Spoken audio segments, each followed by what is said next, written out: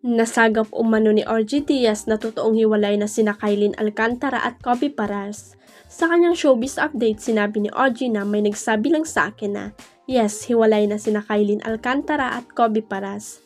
At ang dahilan daw sana hindi totoo. May third party, sabi lang sa akin na sana hindi totoo ito.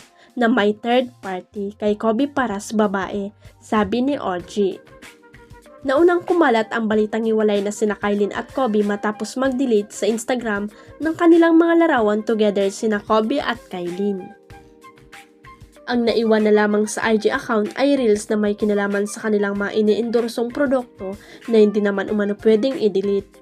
Gayunpaman, hirit naman ng co-host ni RG na si Mama Louie na habang pinapalaw pa nila Kobe at Kylene ang isa't isa, ay posible pa rin magkaayos ang dalawa. Sa isang interview, sinabi naman ni Benji Paras na sila pa rin. Gayunpaman, hindi naman na ipaliwanag ni Benji kung bakit nagbura na ng IG post sina Kylene at Kobe. Mukhang nanonood o nasisilip ni Catherine Bernardo ang Incognito, ang seryeng kinabibilangan ng ex-boyfriend niyang si Daniel Padilla na gumaganap na Andres. Team replay kaya sa ABS-CBN Entertainment YouTube channel o sa Netflix mismo nanonood si Catherine?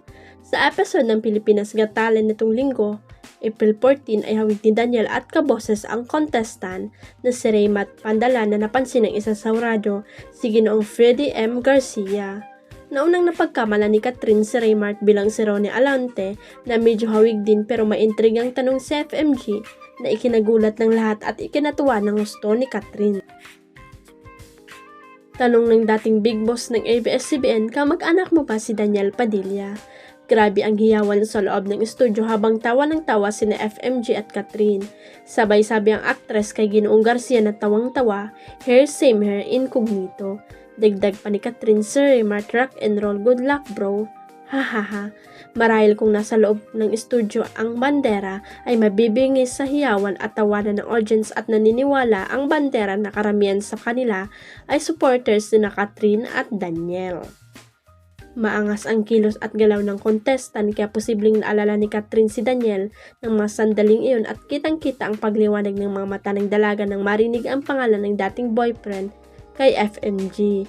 Anyway, speaking of Incognito ay nabanggit ng cast sa nakaraang mid-season medyako nila na once na makapanood ng isa o dalawang episode ng serye nila ay hindi mo itong bibitawan dahil aabangan mo ang mga susunod na eksena na totoo naman talaga.